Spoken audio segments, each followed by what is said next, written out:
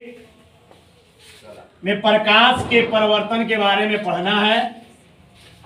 इसमें प्रकाश के बारे में हम लोग जानेंगे प्रकाश क्या है। देखिए, प्रकाश वह माध्यम है जिसकी सहायता से हम लोग अंधेरे में रखे हुए वस्तुओं को आसानी से देखते हैं।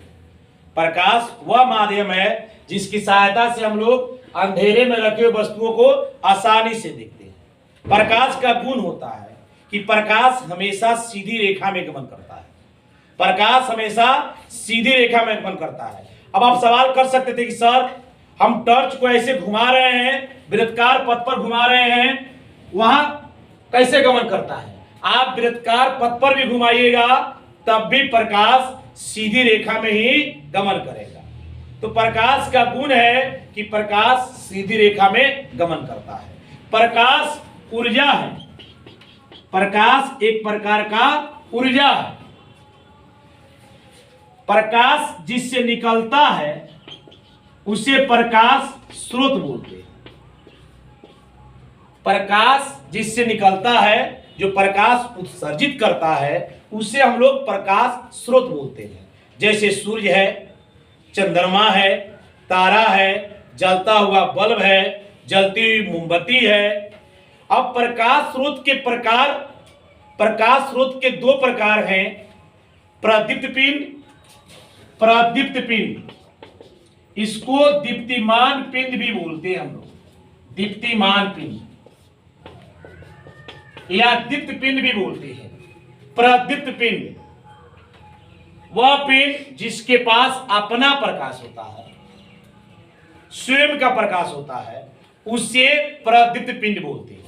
जैसे सूर्य है, सूर्य के पास अपना प्रकाश होता है, सूर्य के पास अपना प्रकाश होता है, इसलिए यह प्रदीप्त पिंड है। तारा है, वह भी प्रदीप्त पिंड है। जलता हुआ बल्ब है, जलती हुई मोमबत्ती है, वो भी प्रदीप्त पिंड का ही उदाहरण है। अब दूसरा नंबर अप्रदीप्त पिंड। अप्रदीप्त पिंड जिसके पास अपना प्रकाश नहीं होता है, मतलब वह किसी अन्य स्रोत से प्रकाश लेकर के प्रकाशित होता है, उसे अप्रदीप्त पिंड बोलते हैं।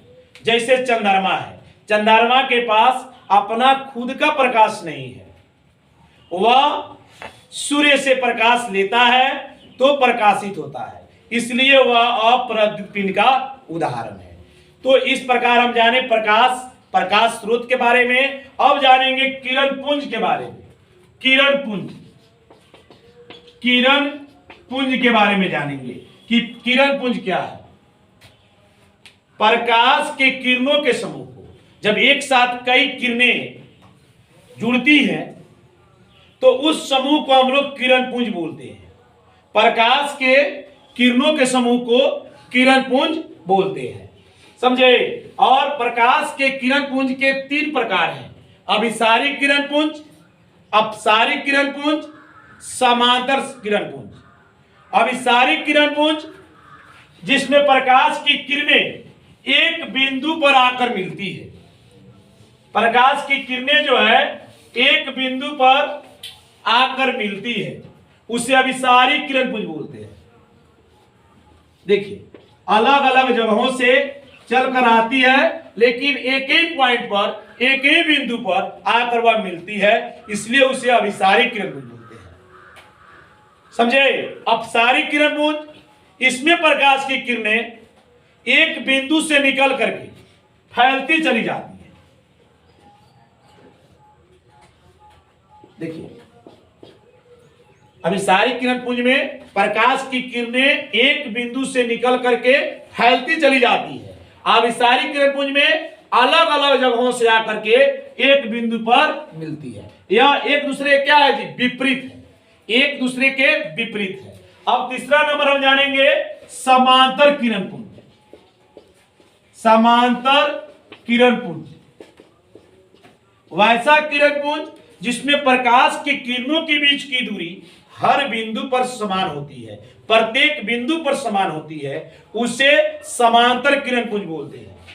समांतर किरण पुंज हर बिंदु पर, हर जगह इसको मापिएगा तो एक समान ही होती है, तो उसे समांतर किरण पुंज बोलते हैं। समझे?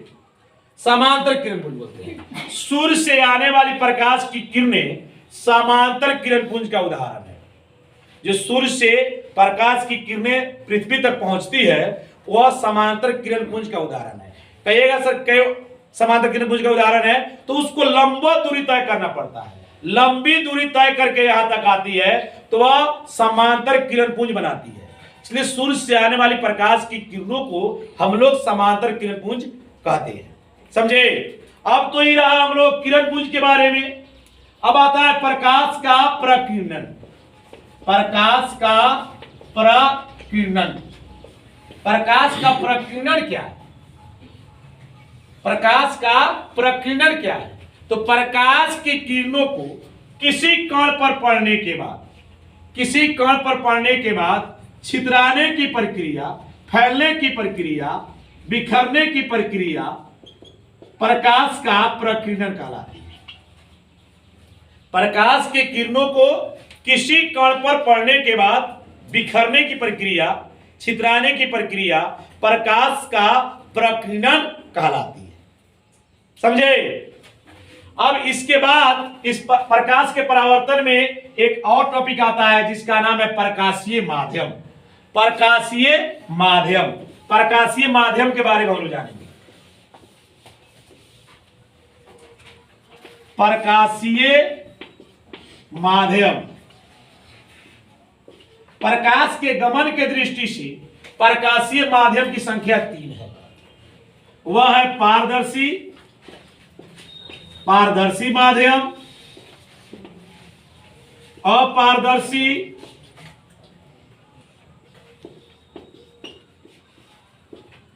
और पारभासी। समझे? पारदर्शी में जल, निर्वात, कांच, हवा। अपारदर्शी में बोर्ड, किताब, टेबल इत्यादि। पारभासी में तेल लगा हुआ कागज,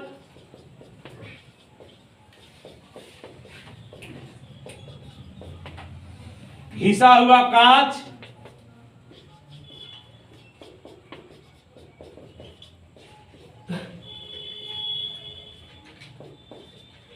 घिसा हुआ कांच, कुहासा, रक्त, स्याही, ये सब पारभासी है। तो पारदर्शी के बारे में जाने कि वह माध्यम जिससे होकर प्रकाश की किरणें आर पार कर जाती है उसे पारदर्शी माध्यम बोलते हैं। जैसे में जल है, निर्वात है, कांच है, हवा है, यह पारदर्शी माध्यम है। इससे होकर प्रकाश की किरणें आर पार कर जाती है। प्रकाश का गमन सबसे अधिक निर्वात में होता है। निर्वात में प्रकाश की चाल 3 × 10⁸ मीटर प्रति सेकेंड होती है। 3 × 10⁸ मीटर प्रति सेकेंड। और सबसे कम चाल ये चारों में कांच में होता है, और कांच से भी कम चाल हीरा में होता है, क्योंकि हीरा का प्रकाशीय घनत्व अधिक होता है, इसलिए उसका अपवर्तनांक अधिक होता है, और अपवर्तनांक जब अधिक होता है तो उसमें प्रकाश की चाल कम होती है। तो निर्वात में सबसे अधिक होता है 3 × 10⁸ मीटर प्रति सेकेंड। उसके बाद हवा में होता है, उसके बाद जल में होता है, उसके बाद कांच में होता है, और सबसे अंत में हीरा में होता है। समझे? तो वह माध्यम जिससे होकर प्रकाश की किरणें आर पार कर जाती है उसे पारदर्शी माध्यम कहते हैं। अपारदर्शी माध्यम वह माध्यम जिससे होकर प्रकाश की किरणें आर पार नहीं करती है, यानी टकरा कर पुनः उसी माध्यम में वापस लौट जाती है, उसे अपारदर्शी माध्यम कहते हैं। वह माध्यम जिससे होकर प्रकाश की किरणें आर पार नहीं करती है उसे अपारदर्शी माध्यम कहते हैं। जैसे टेबल है, कुर्सी है, किताब है, यह अपारदर्शी माध्यम का उदाहरण है। और प्रकाश का परावर्तन अपारदर्शी माध्यम में ही होता है। प्रकाश का परावर्तन जो चैप्टर आप पढ़ रहे हैं वह अपारदर्शी माध्यम में होता है। अब जानेंगे पारभासी माध्यम के बारे में। पारभासी माध्यम क्या है? वह माध्यम जिससे होकर प्रकाश की किरणें आंशिक रूप से कुछ पार करती है और कुछ पार नहीं करती है, कुछ पार करती है और कुछ पार नहीं करती है, तो उसे पारभासी माध्यम बोलते हैं। जैसे तेल लगा हुआ कागज है, घिसा हुआ कांच है, रक्त है, स्याही है, टूथपेस्ट है, कुहासा है, धुआं है, यह सब पारभासी माध्यम का उदाहरण है। हम लोग पढ़ने जा रहे थे प्रकाश का परावर्तन, उससे रिलेटेड ये टॉपिक था। अब जानेंगे प्रकाश के परावर्तन के बारे में।